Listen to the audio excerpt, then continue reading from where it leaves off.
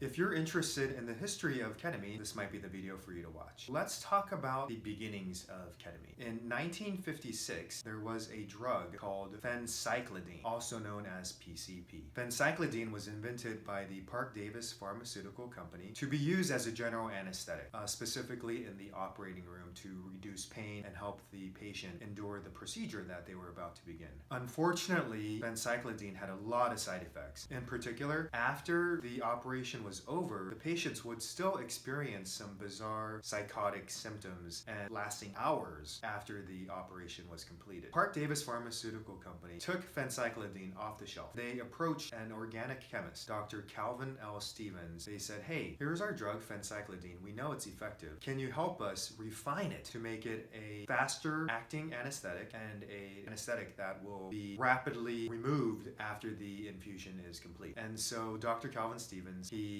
made a bunch of derivatives of phencyclidine. One of them was found to be quite effective in sedating rats and monkeys, and this was in 1962. That drug was called CI-581. Later, they renamed it ketamine because of the ketone group and the amine group in its chemical structure, and that is how ketamine came to be. In 1964, the first humans actually received ketamine, and they took 20 volunteers from Jackson Prison in Michigan, and they gave them steady increasing doses of ketamine. These research subjects found that they were experiencing kind of an out-of-body type of experience where it was dreamlike or felt a disconnection from their limbs. And the great part about this drug was that once they shut it off, these symptoms went away. And so this drug came to market, and it was known as a dissociative anesthetic. In 1970, the Food and Drug Administration approved of the use of ketamine for use as a general anesthetic in the elderly, adults,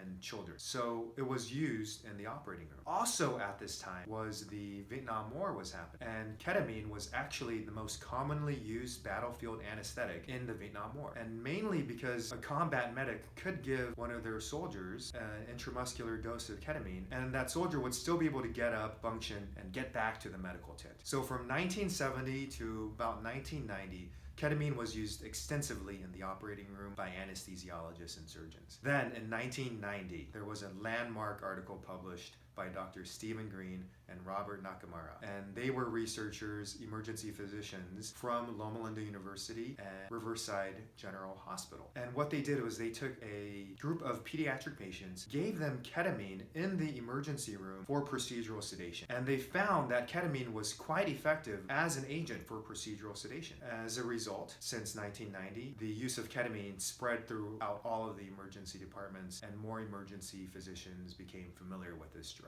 In the year 2000, Dr. Bergman from Yale University published the first randomized, double-blinded, placebo-controlled trial using ketamine versus saline to see if that would be effective in treating patients with treatment-resistant depression. And they gave them 6 infusions at 0.5 milligram per kilogram over a period of 2 weeks. And they found that compared to the placebo, ketamine dramatically reduced the patient's symptoms of depression. Ever since that study, more and more studies have been done on larger groups, and meta-analyses actually shows that ketamine is remarkably effective in treating treatment-resistant depression. About 70 to 80% of patients respond to ketamine, and this is in stark contrast to patients who receive antidepressants/SSRIs, which are only about 30 to 40% effective. In 2012, researchers stated that ketamine is the biggest breakthrough in depression for over half a century. Other studies are showing ketamine's effectiveness in treating post-traumatic stress disorder, obsessive-compulsive disorder, anxiety, fibromyalgia, chronic pain, and neuropathic pain. So it's definitely an option and a very useful drug for a variety of conditions. The Veterans Administration is actually now using ketamine to treat some of its veterans who have suicidal ideation. At Reset Ketamine, we are very grateful that this drug is available. It's more on the cutting edge, it's a breakthrough drug, and if you have any questions about ketamine and its history, please leave us a comment below and I'd be happy to answer them.